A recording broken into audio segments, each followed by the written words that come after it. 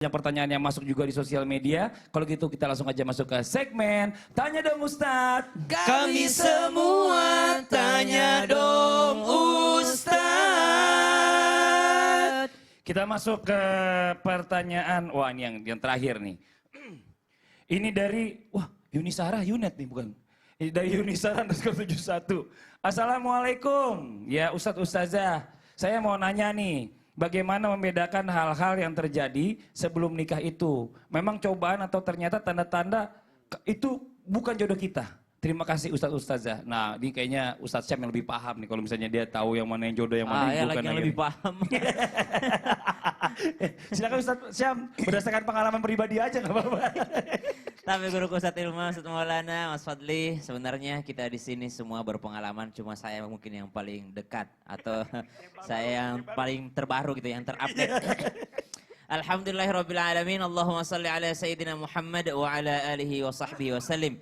Bagaimana membedakan antara ujian pranikah atau cobaan dari Allah Subhanahu wa Ta'ala, karena semua fase hidup akan ada cobaannya.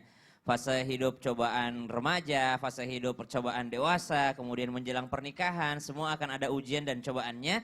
Tapi kita mau membedakan antara ini benar-benar cobaankah atau ini tanda-tanda dari Allah Subhanahu wa Ta'ala bahwasanya ini bukan jodohmu, subhanallah. Maka yang pertama, kalau ia memang cobaan, setelah kita berusaha maksimal, setelah kita berikhtiar maksimal, bersabar menghadapinya, ternyata tetap jadi juga, maka insya Allah lulus menghadapi ujian atau percobaan pernikah tadi. Kalau sudah berusaha maksimal. Kalau itu adalah memang bukan jodoh, bagaimanapun usaha maksimalnya, semaksimal apapun ikhtiarnya, kalau enggak jodoh tetap enggak bakal bisa jadi. Subhanallah. Kenapa? Karena Allah yang menentukan rezeki, ajal dan jodoh kita.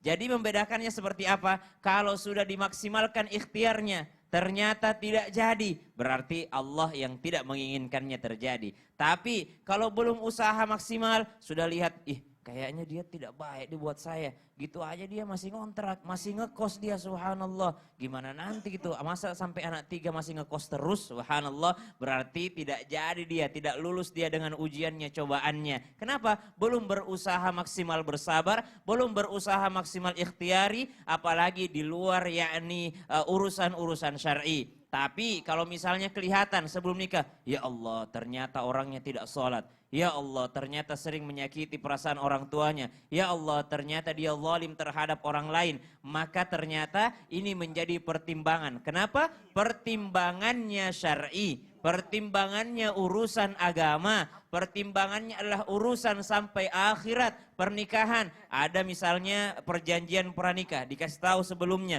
Kalau habis nikah saya akan menjadikanmu nomor 2 dalam hidupku, wanita nomor 2. Kenapa? Karena wanita nomor 1 selamanya adalah ibuku. Lalu berkata calon pengantin perempuannya, saya tidak mau, pokoknya saya nomor 1, ibumu yang nomor 2. Berarti sudah tanda-tanda dari Allah Subhanahu wa Ta'ala bahwa ternyata dia tidak mau mengalah, subhanallah. Maka ujian itu pasti ada dan ternyata manusia harus melewatinya, yakni dengan batas maksimalnya. Kata Allah dalam Al-Quran, ba'da naqul a'udzubillahi minasyaitonirrajim, wa an laysa lil insani illa ma sa'a.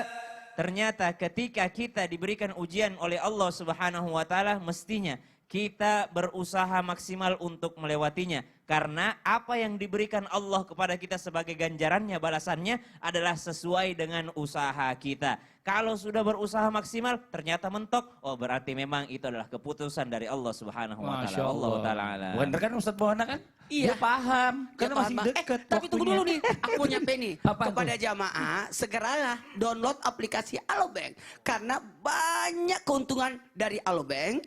Cukup scan QR dan upgrade ke Aloprime.